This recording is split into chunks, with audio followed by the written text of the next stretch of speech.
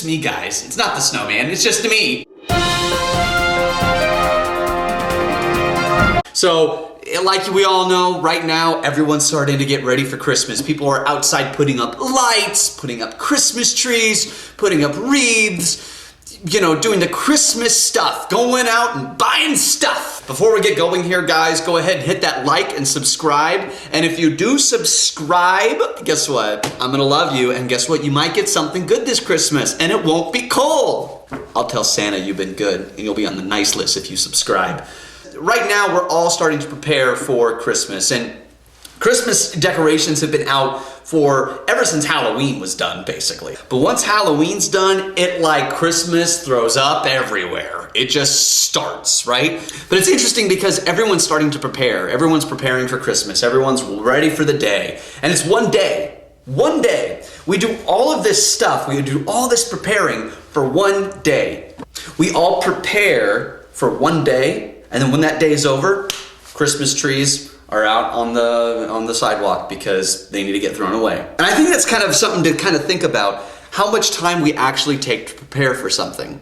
Because we all know when Christmas is gonna come. We all know the day. It's December 25th, and it's always December 25th. December 25th is always the day of Christmas. We know that. But, as I'm thinking about this preparation, I kind of start thinking about how do we prepare for ourselves, just in general, for our lives, or for work, or for meeting. We prepare so much because we know when it's gonna happen. We know, if we're walking into a meeting, we know that this meeting is gonna happen, so we try and prepare for it. Or if you ask someone out on a date, and they agree, first of all, that's the big thing, they have to agree, and you go out on that date, so you're gonna prepare. You're probably gonna do your hair, make sure you look good, make sure you smell good, put some beard oil in your beard, so that way it doesn't look all scraggly and disgusting and whatnot, and it smells kind of nice.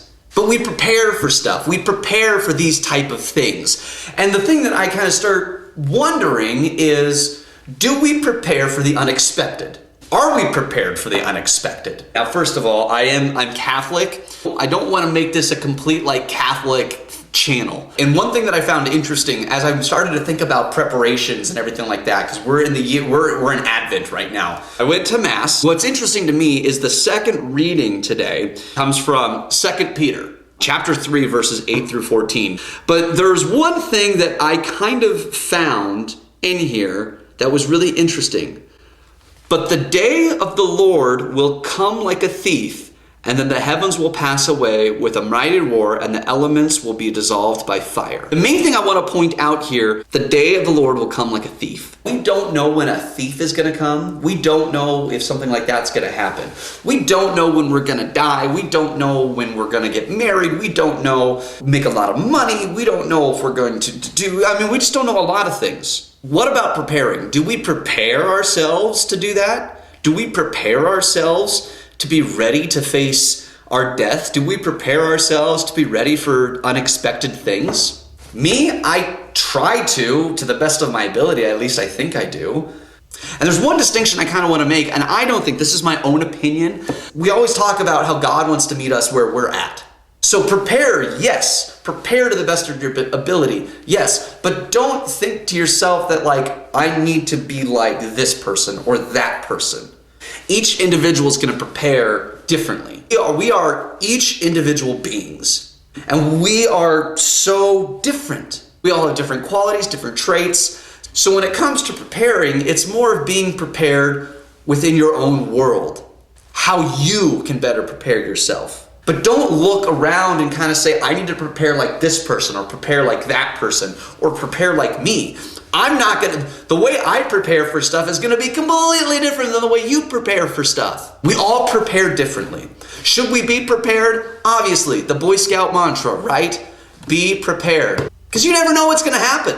But the thing is, we have to have patience. So being prepared, yes, be prepared. But at the same time, don't be so prepared that you're sitting on the edge of your seat waiting for something to happen, which you don't know if it's going to happen. We have to be patient. And that's the other thing that actually came up in the reading today too, which is kind of interesting because it talked about being prepared, but then it also talked about something else. It says this: do not ignore this one fact, that with the Lord, one day is like 1,000 years, and 1,000 years is like one day.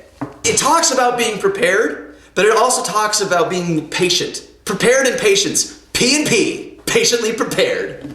I don't know why I did it like that. I could have just done this. That's just weird now. Patiently prepared. Having patience and being prepared is going to lead us to a better, more fruitful life. So as we get ready for Christmas, as we get ready for everything, even the new year is coming. It's time for us to be patiently prepared. Do the things you need to do to prepare yourself. We have to be patient about it because it's not going to happen overnight. Are you patiently prepared? Christmas is a few weeks away. It's time for you to patiently prepare. Thank you for watching The Weekly Thought. Join me next week. We'll talk about something else. Stay happy, stay healthy.